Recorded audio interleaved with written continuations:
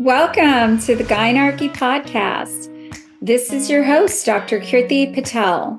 Here we place women's health and feminism front and center where they belong, engaging in conversations that range from the fundamental to the fearless. With insights from expert guests, we aim to break through the barriers of the patriarchy and envision a new world led by the Gynarchy. So let's get started and dive right in. Welcome to the Gynarchy Podcast. This is your host, Dr. Kirti Patel, and today we're talking all about puberty with Dr. Cara Natterson and Vanessa Kroll-Bennett. Dr. Natterson is a pediatrician and New York Times bestselling author of 10 books, including the Care and Keeping of You series. Vanessa Kroll-Bennett is a national bestselling author and puberty educator. Together, they run Less Awkward, the first company aimed at making growing up more comfortable with books, podcasts, videos, parent-focused courses, and school-based curriculum. Cara and Vanessa speak to audiences across the country using science and humor to encourage open, sometimes awkward conversations. They don't just hand out this advice, they live it. Between them, they are raising 16s and 20-somethings. Their relatable, reliable approach makes them the most trusted voices on the physical, emotional, and social changes through the tween and teen years. Welcome. How are you? Thank you. We're so happy to be here. I am so excited to talk to you today. This is an episode I've been wanting to work on for a long time.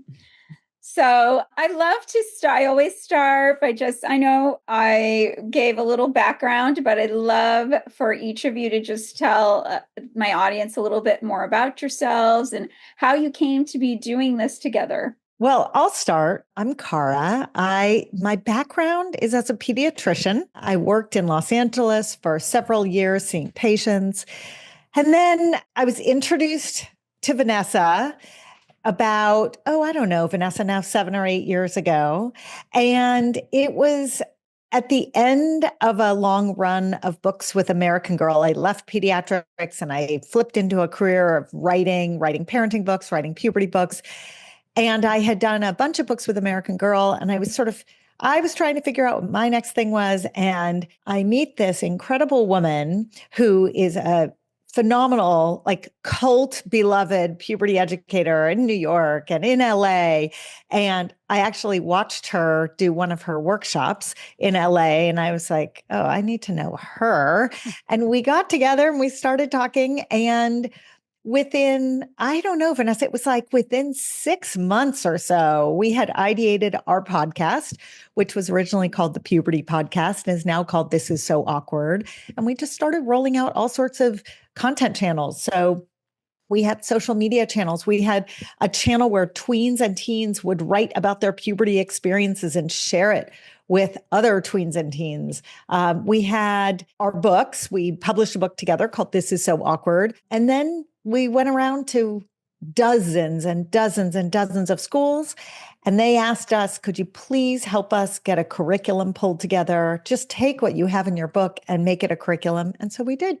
And that is our school-based health and sex ed curriculum called That Health Class. So that's how I come at it. Vanessa, you want to take over? Yeah. So I got into the puberty biz actually through my work with girls, teaching girls sports. And I had started a company called Dynamo Girl, which used fundamental sports skills and social emotional learning to build girls' self-esteem starting at age 4 in an effort to counteract the precipitous decline in their confidence starting around age 9, never to recover in their lifetime. And I thought, well, certainly that doesn't need to be a fait accompli. And so part of the work that I did was running these puberty workshops because it's such a sensitive, complex topic. And it's an area where kids don't get a lot of great information, and certainly not in the elementary school age years, although we're hoping to change that with our curriculum.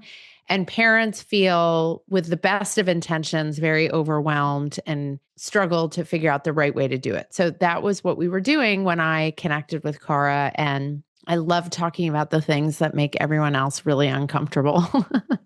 Same. So I know all of us do. So that's my background, and it's a real joy to be with you and to help spread the gospel. Thank you. Thank you for that intro. So, a little background about you guys. So, I have to tell you, Cara, I texted my daughter this morning because I was like, do you remember that book I gave you? The Care and Keeping of You. That was one of the first books I ever gave her. And I told her that I was going to have you on the podcast today. And she was like, no way. And then she said all her friends had the book, which I didn't know before. But so, yeah, it's a thrill to talk to you, both of you. So, as I like to say, Cara is puberty royalty. I know. I actually want to hear. At least I can be royalty somewhere. I know. You couldn't marry Prince William, but you got another kind of royalty. So I actually want to know how that American Girl thing came about. It was a crazy set of circumstances where I had written a couple of parenting books in my early pediatric career. They did not sell because I was busy being a pediatrician and I didn't market them at all. I didn't promote them. And so when I left my practice to write my third book, I was like, kind of a 3-time loser in writing. I put myself on a book tour because they don't put you on a book tour when you don't sell books. And I went around to different preschools in Los Angeles and I would give like a little information on my books and a lot of free medical advice. And one night, someone from Mattel happened to hear one of my talks. And it's a good example. I always tell my kids, I tell other teenagers this, you never know who's in the audience. You never know what your opportunities are going to be. So even though I was at the end of a long day, I was dreading this, my little kids were at home, I really didn't want to be there. It turned out to be the moment that changed my life. Who would have thought? Wow. I think that is a myth. Like overnight success is a myth. So I think that's just so good to share with young people too, because you have to just get used to some failure and you grow from it, So great story. That's right. We tell kids all the time, fail.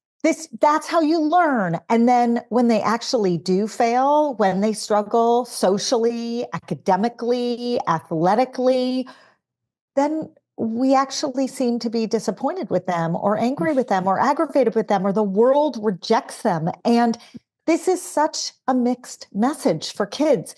The truth is that is how we learn. We do take our failures and grow from them. So as parents, as trusted adults, the best advice that Vanessa and I offer, I actually think we give 2 really good pieces of advice. And this is the first one, which is if you can show your kids your own failures, then you are literally showing them that you both expect and tolerate and love them for their failures.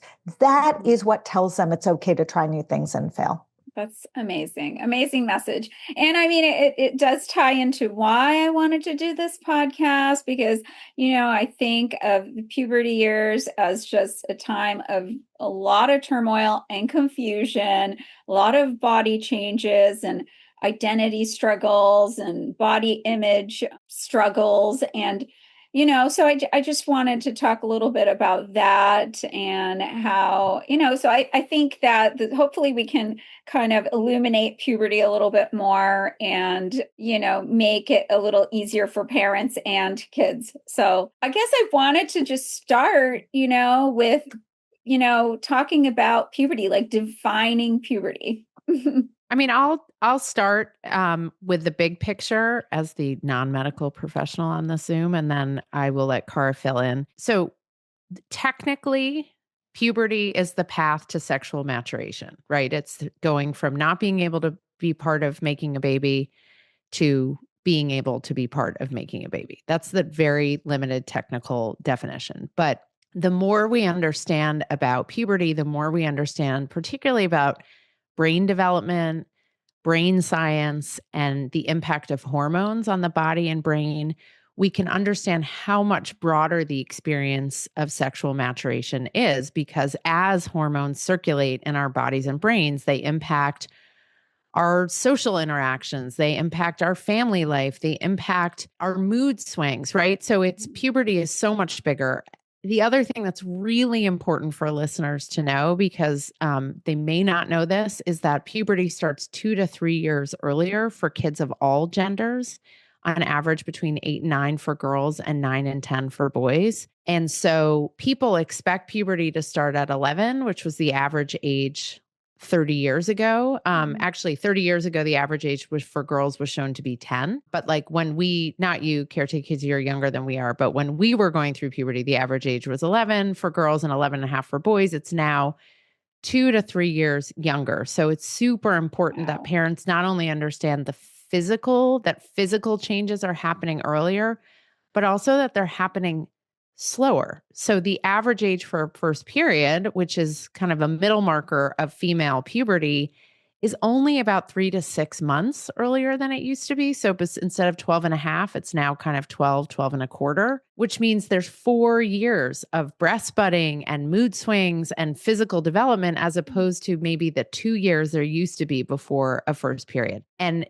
boys also, their puberty is stretched. So kids are now in puberty nearly a decade, as opposed to the sort of 3 to 4 year sprint that we are familiar with. And then layer on top everything we know about brain development now and the imaging we have of adolescent, tween, and teen brain imaging and how that affects their behavior and their relationships and their decision making. So it's this big, beautiful mess that the more parents know about, the better able they are to handle and support the kids in their lives. So that's so interesting. And that is something I wanted to ask you about. So I might as well go there now, is just why is this? Why is it moving earlier and so prolonged, Yeah. So, there's a lot of ongoing research about this. It's really the biggest question in the field. And the answers look to be pointing to a number of different buckets. So the first one is that large category of endocrine disrupting chemicals. There are about 1,000 of them. And as their name implies, they disrupt the way hormones work, endocrine hormone, right, for your listeners. So they can disrupt non-puberty related hormones, but they can also disrupt the sex hormones. And there is one actually called musc-amberette that is the first to be directly connected with the earlier onset of puberty. Musc-amberette is a chemical that is used to help embed cheap fragrance into pretty much everything: shampoo, conditioner, washing detergent, all the things that have inexpensive detergent. Many of them have musc-amberette. It is not disclosed on the ingredient list because it doesn't have to be, because smell is part of trade secret. But what we know is there is a direct connection, and that's a very big deal. And that explains some of this, not all of this, but some component of this. There's a second very large bucket, which is antibiotics. So this is not the antibiotics we give for strep throat or ear infections. This is the antibiotics that go into our feed, our cattle feed, and all the sort of food supply for the food supply. And those antibiotics come into the human intestine, they shift the microbiome, and that is changing the onset of puberty. I should say, as a related second bucket is body weight. So as body mass index has gone up over the decades, that the risk of earlier puberty has shifted. It's important to say this is more for girls than for boys. And this has to do with the fact that when you have more body fat, your body produces more estrogen. Estrogen is produced in the fat cells. So if you are going into puberty and estrogen is your main driver, which is in female bodies, I'm going to use the term female bodies just for simplicity in this conversation, but then you have extra estrogen at a younger age and you're going to tip into puberty earlier. If you have a male body, estrogen and testosterone actually offset each other. They're like a seesaw. If you have extra estrogen, you actually go into puberty later because the testosterone level has to get higher enough to overcome the estrogen. And that actually delays male puberty. So body weight, people talk about it a lot, but it's really more in the camp of female puberty than male puberty. The last category that's contributing. And it's probably, of all these things, the biggest contributor. So this tells you, like, if those things weren't big enough, is stress. So our bodies were designed to respond to stress intermittently. And our cortisol levels, our stress hormone, were supposed to shoot up, respond to the stress, get our body doing the things it needed to do, and then cortisol would drop. But we live in a world where there are lots of chronic stressors. There are capital S stressors like food insecurity and housing insecurity and being a witness to violence. These are called adverse childhood experiences. These are connected to earlier puberty. But also there's chronic stress in the form of academic stress, athletic stress, social stress, the stress that comes from social media. These are lowercase s stressors, but the body feels them the same way. The body produces more cortisol. The cortisol levels sit higher for longer, and those kids are tipping into puberty sooner too. So the question becomes, where are we going to be able to find true causation, like Musk-Amberette, versus where is it just a lot of correlation? And right now, based on everything Vanessa and I read, and we read kind of everything, all four are contributors. Wow. And it's so interesting to hear that you feel that stress is the number one contributor. I say that because who among us does not feel stress, whether it's capital S or lowercase? I've yet to meet a kid, right? I have yet to meet a kid who doesn't feel stress. So it's not that it's the most, it's not that it pushes the most downward force on puberty. It's just the most universally experienced. Yeah. I mean, as a mother of, two young people who are now, in their 20s, but yes, I just saw high school was really stressful for them, and the lack of sleep. And actually I do some mentoring of high school students, and I see how much their workload is, their lack of sleep. It's kind of crazy. It's such a pressure cooker. It's much worse than when we were growing up. Yeah. And I guess my next question about this, because this is overwhelming, you gave me 4 things here that if I knew when they were growing up, like Musk-Amberette, I was not aware of that. I mean, I kind of tried with the plastics and things, to avoid that. The antibiotics, the body weight, the stressors, like how do you counsel parents who are worried and want to kind of prevent maybe like precocious puberty and these changes too prematurely? I mean, I think there's some things that we advise, the biggest of which is there's a lot we can't control, right? If there are endocrine disrupting chemicals in our environment and we haven't studied most of the 1,000 of them, there's a lot we cannot control. And so we don't want parents blaming themselves, kind of looking in hindsight, all of those things. There's small things we recommend, like fragrance-free, unscented, body washes, shampoos, all of those sort of cosmetic things, and detergents, all of that stuff. So there are some things you can control. It's a challenge in the world of kind of Sephora cosmetic obsession. And so we encourage parents to look at the ingredients. The issue is that with fragrance, it's not disclosed that it's in these cosmetics. So it makes for a kind of a complicated conundrum for adults supervising that. And then the issue about stress body mass index, families are genetically inclined to certain sizes and weights. I mean, we all have different pathways. So I think it's really about making sure your kid is getting enough exercise, 60 minutes every day, eating a balanced diet over the course of a couple weeks or month. As we all know, kids have certain stretches where it's not so balanced. Again, don't beat yourself up. Over the course of a couple weeks or a month, make sure the diet is balanced. Make sure there's lots of exercise and movement. That doesn't necessarily mean elite sports, right? That can be tag or yoga or dance class or walking the dog. Again, take the pressure off. And then it gets down to, making sure that the stress in kids' lives, I mean, we live in a very wild time, a very stressful world. But there's a lot parents can do to make sure their kids are getting enough sleep, that they have a balanced life, that they have time to relax, that they're not under undue pressure, even in this high stress reality that kids are growing up in. It's our job not to layer on that, but to help protect them and set some boundaries on those things. I like to say to parents, you know, your daughter didn't get breast buds at 8 because of that 1 week you forgot to buy organic milk, right? This is a bigger, much more systemic reality. And again, it doesn't help for anyone to blame. 8 is not considered precocious puberty. That is considered a quote unquote normal or typical age in which to enter puberty for a girl. And so we get questions all the time. Oh, my daughter's in precocious puberty. She's 8. Well, actually, that's no longer considered. That age is no longer considered precocious puberty. Yeah. And I just want to double down on one thing Vanessa just said, which is all the things that we should do as parents and trusted adults.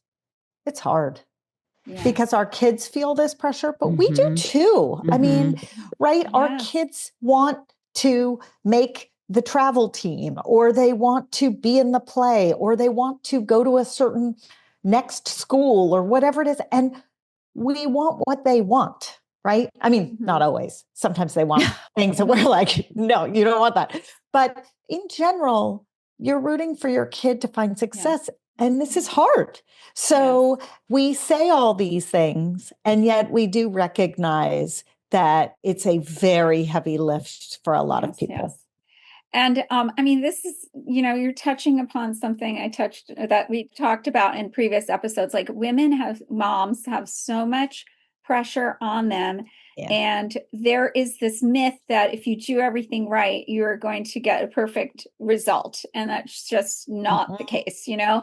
And so, you know, and women are just often blamed for when things go awry. And it is, you know, obviously that's the patriarchy. And I will say, you know, obviously our kids are not results or products, even though it feels like we're under pressure to produce products. And what we have learned, and we have kids, you know, around mine are aged 15 to 23 and Cara's are 20, 21 and almost 21 and 22, is that their mistakes and their failures and their setbacks have actually been some of the best things for them and for our families and for our learning as parents. And so for people sort of at the earlier end of this journey, we know how hard it is. We know how painful it is when your kids are struggling. We know how disappointing it is when they don't reach their goal or fulfill their potential. But with hindsight, and we have been able to see how many wonderful things come from the pathway not going the exactly expected route. I mean, that's right. It's exactly what I was just going to say, Vanessa, that what is perfect? You know, we call this thing perfect.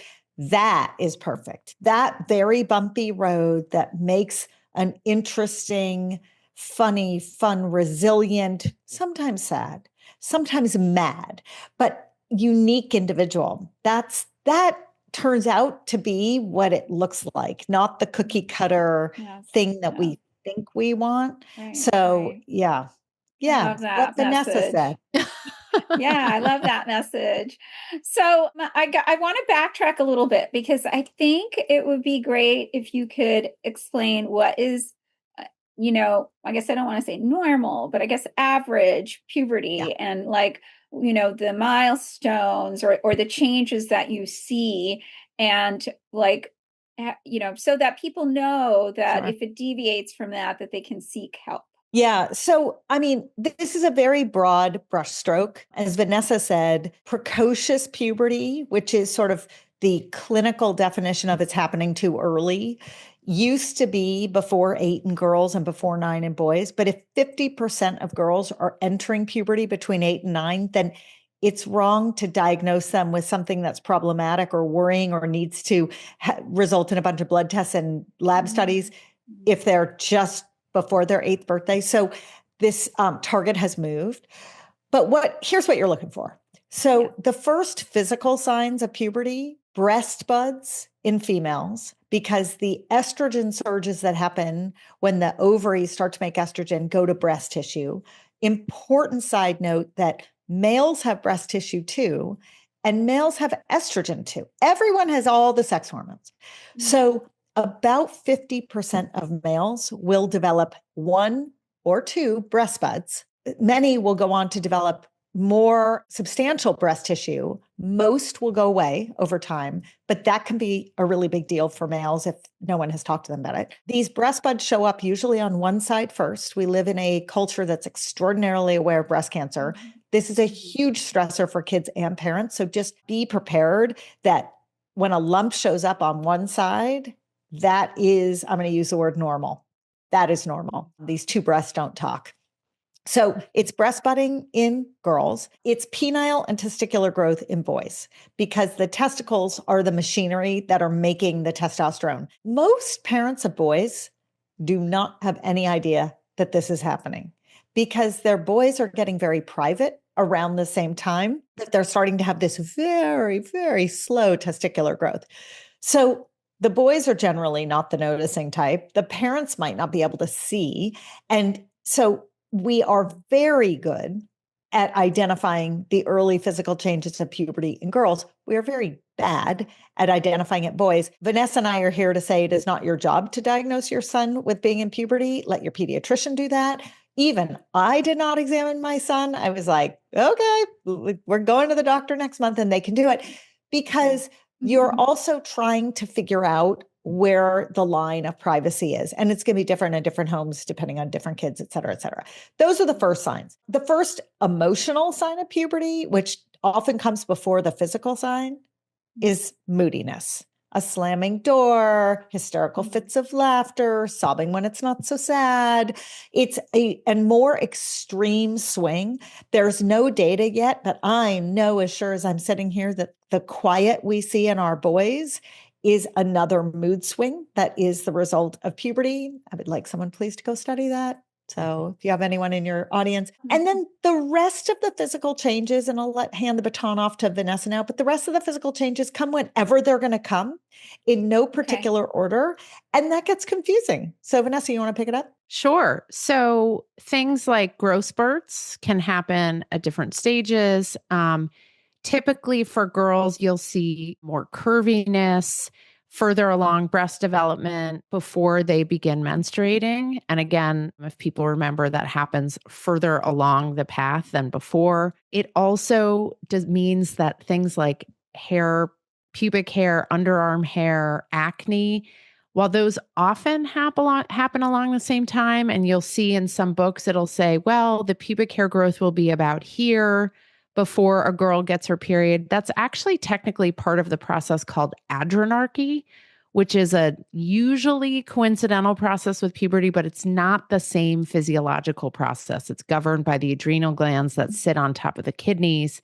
And it's not sex hormones that govern it. It's DHEA and DHEAS, which come from the adrenal glands and are sort of cousins to the sex hormones. So you can have a 6-year-old with pubic hair who is not in puberty, but is in adrenarche. Or you can have like a big, fully developed teenage boy who has very little body hair because his adrenarche is happening a bit later than his puberty. So I'll say this here. We say it over and over and over again. If you ever are worried or wondering, go see your medical professional. Do not worry alone. Don't make assumptions. Go and see someone and they can help you and guide you. And if there are concerns, get you the testing. And if it's actually, quote, normal or typical, they can also tell you that. So growth spurts, zits are also part of adrenarche, so keep that in mind. Body odor is part of adrenarche, so keep that in mind. Often you got 4th graders who have like the stinkiest body odor, but there's no physical signs of puberty, so that may mean they're in adrenarche earlier than puberty. And then you've got voice changes for everyone, males and females. Babies in the womb have erections, right? But then in puberty, the erections, they get what's known as spontaneous erections, sometimes as often as every 45 minutes, and they're not controlled. So that can be quite a surprise. Wet dreams, nocturnal emissions, that's quite a surprise and confusing, something great to talk to your boys about. So those are a bunch of other physical changes. And then we've talked about menstruation, but there's no set milestone pathway for each person that you can set a clock to. And that's part of what makes puberty so hard for kids and for their caregiving adults because there's not a lot of predicting. The one thing I will say, because we get asked this all the time, is people want to know, when is my daughter going to get her period? And I feel like on this podcast, this is a wonderful topic to discuss. You can't predict, right? You can't set a clock to it, but typically before girls get their first period, they have at least 1 to 2 months of very regular vaginal discharge. And that is hard for people to think about or talk about because as adults, like nobody ever talks about vaginal discharge, but in your line of business, it's a super common healthy phenomenon, and it's great for adults to know, and it's great for girls to know. Because when we work with girls in workshops, if you say to an 8-year-old, "Oh, that white stuff in your underwear, that's vaginal discharge," they're like, "Oh, that's what that is." If you say to a room full of 40-year-old women, "Let's talk about vaginal discharge," they want to run screaming from the room. So don't shy away from talking about it because it's really important data about the body, but often people don't know that Vanessa, it's normal and healthy. I am cracking up because how many years have we done this? And as I'm listening to, I'm like, oh, we should adopt that motto. If you see something, say something. You have to apply to puberty. And we say to parents, like, if you're in charge of the laundry or if you're helping a kid clean up, look in their underwear, see what's happening, because kids won't necessarily say, "I've got this stuff and I'm not sure what it is." So you have to be a little bit of an investigator. Also, a lot of girls ask to use like panty liners because they find the vaginal discharge uncomfortable to have like sort of that dampness in their underwear. So that's a great way to be in conversation about it.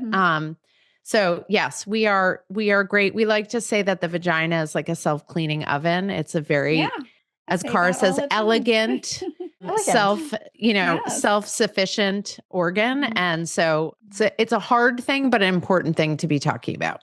I have definitely gotten that question a lot from teens or tweens who come in and think something is wrong because they just have a discharge. And this is a good message, And yes, and you don't, the world, of course, is built to make you feel like everything's wrong. And they have a whole aisle of things that, we don't want them using necessarily. Right. So, You mean like douches? Let's just say it out loud. Right. Kids, right. Adults, no douching. Or just feminine hygiene, all kinds of things. Right. To make it Scented. smell different. Exactly. Yeah. Musk amberette. See, full circle conversation. There we Actually, true. Good point. Right. Exactly. Sometimes they're just harming. Exactly. Making things worse. Like maybe you didn't have a vaginal infection, but now you might. Right. That's right. So, okay. So another thing is, you mentioned periods, and I just wanted to, like, what would you think is a problem? Like for age, like if you haven't had a period, by what age? I mean, you're the best equipped to answer this. So what we say is that the data is clear that between 8 and 16 is a very typical window to get a first period. That feels like a long time because it's a doubling of lifespan, but it's true. Once kids hit 8 and before they turn 16, anything in there is fair game. So that's our answer. I would love your answer. Yeah, I usually say if by 16 you haven't had a period, then we'll start doing a workup, So, and that would be, going either to the pediatrician or gynecologist. Sometimes they're scared of us. Yes. But that speculum is scary. Yeah. So at the very first visit, I usually tell teens, like, I'm not going to examine you. We're just chatting. Yeah. We can delay exams actually when you're older. So that I think that's actually a good message to put out there too. You don't have to be afraid of the gynecologist. Correct.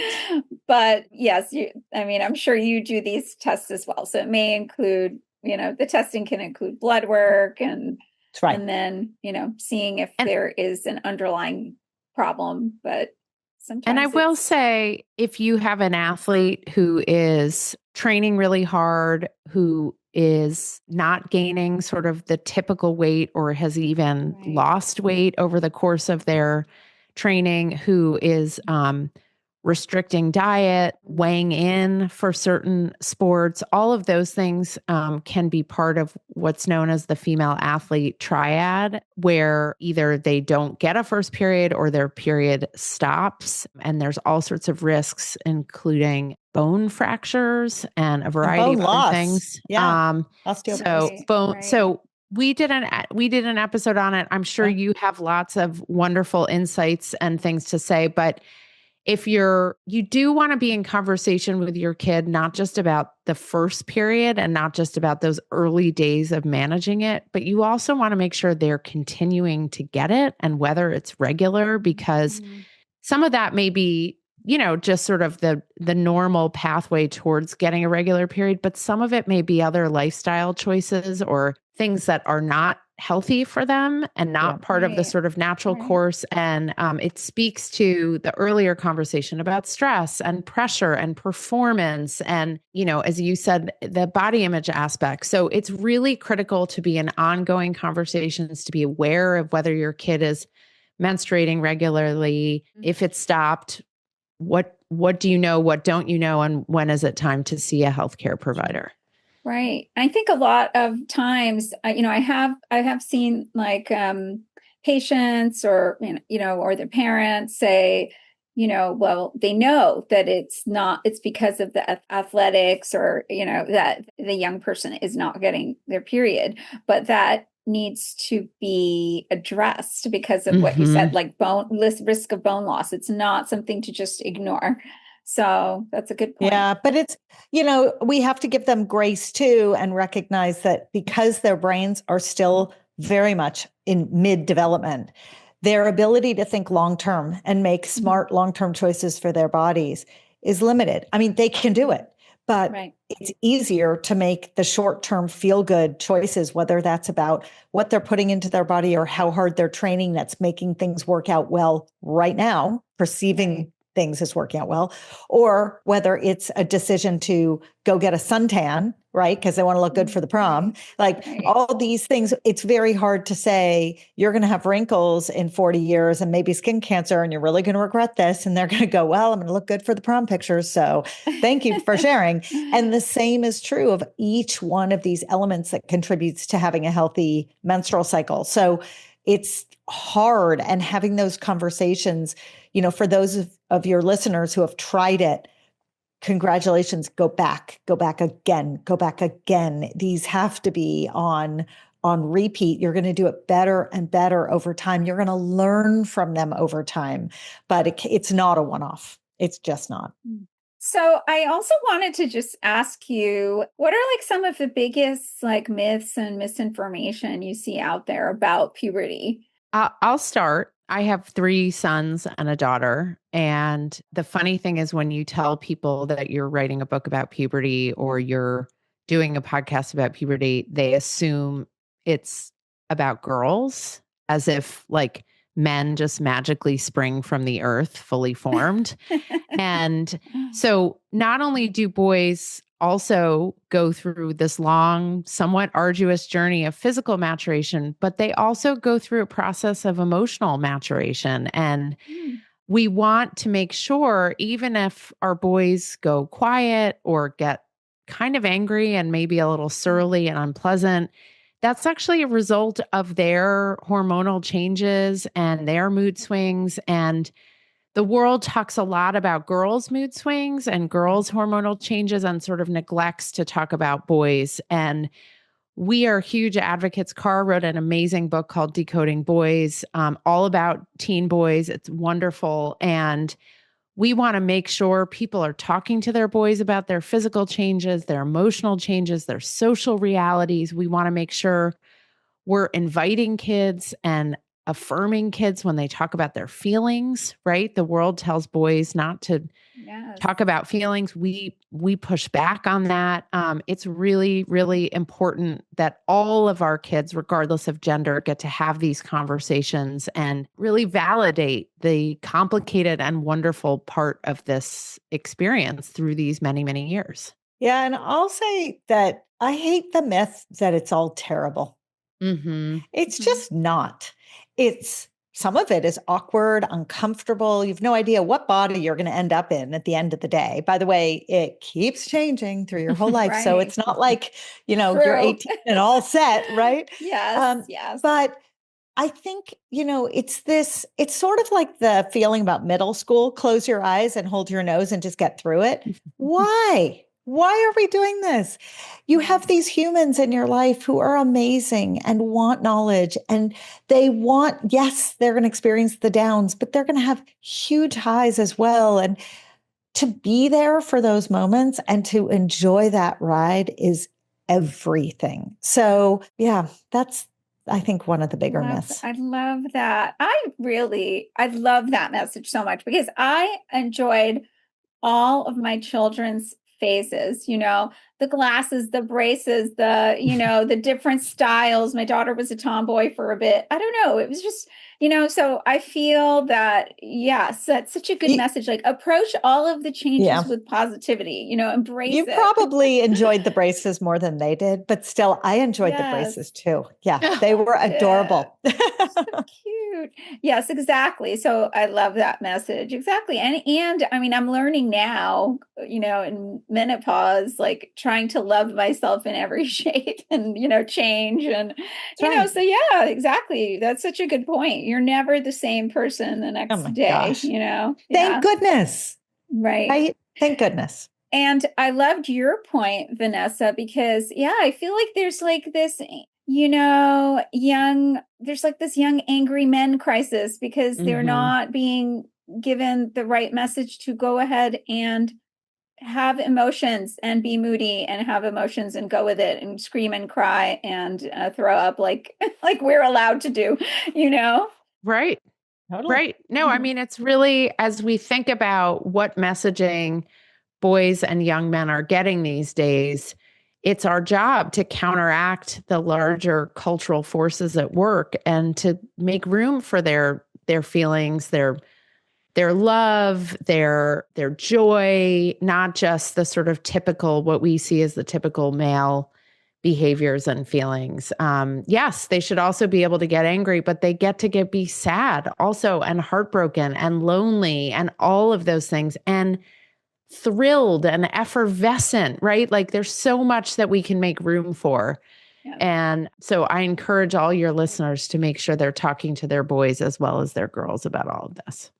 Thank you. So I would love to hear if you have any more thoughts to share for this topic before I ask you to, share where my audience can find you and learn more. I think we've kind of covered a lot of ground. I would just say people can find us on our website, lessawkward.com. You can see about everything we do, including our health and sex ed curriculum. And you can find us on Instagram at less.awkward. And we have tons of actually crazily viral videos, which is hilarious. People are really obsessed with height, which is kind of fascinating, and growth spurts. So check us out there, and you can listen to our podcast, This Is So Awkward, to hear about all of the various aspects of growing up between 8 and 18. Great. You don't know what you don't know. So come on over, take a peek, take a listen. We got you. I know. I wish I had found you when I was going through it. Thank you, ladies, for your time. It has been a delight to talk to you. Thanks for having us. Here's my closing thought for today. In the patriarchy, puberty is often a time of great stress and angst due to body expectations and behavioral expectations that are often placed on young people. In the Gynarchy, we embrace the normal emotional and physical changes that occur during this time and encourage young people to have acceptance and self-love at every stage of life. So down with the patriarchy and up with the Gynarchy. Thank you so much for listening. If you've enjoyed this podcast, please consider leaving us a review on one of the podcast platforms. Take care. Did you enjoy this episode of the Gynarchy Podcast? Know someone else who might enjoy this conversation? Make sure to subscribe and share the show with your friends and family. Find us on Apple, Spotify, YouTube, and just about anywhere you find podcasts. On social media, we can be found on Blue Sky, Instagram, and TikTok at The Gynarchy. Thank you so much for listening.